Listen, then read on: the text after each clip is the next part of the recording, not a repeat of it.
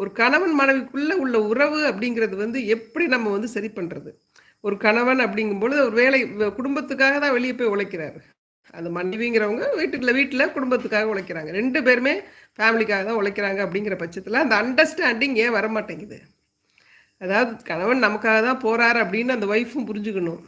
அத விட்டுட்டு, எனக்கு அது வரல, இது வரல, இங்க கூட்டு போல, அங்க கூட்டு போல, என் கூட உட்காந்து பேசல அப்படின்னு சண்டை போட ஆரம்பிச்சாங்கன்னு வச்சுக்கோங்களேன், அவருக்கு வந்து ஒரு பெரிய மன உளைச்சல். ஏதோ நம்ம ஒண்ணும் குடுக்கலையா?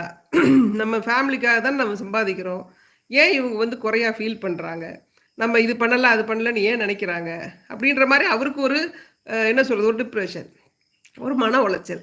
எவ்வளோ பண்ணாலும் இவங்களுக்கு பத்த மாத்துறா அப்படின்னு சொல்லிட்டு அவர் நெனைக்கிறாரு.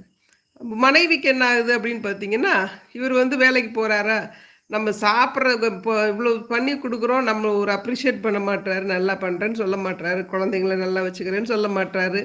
எப்ப வந்தா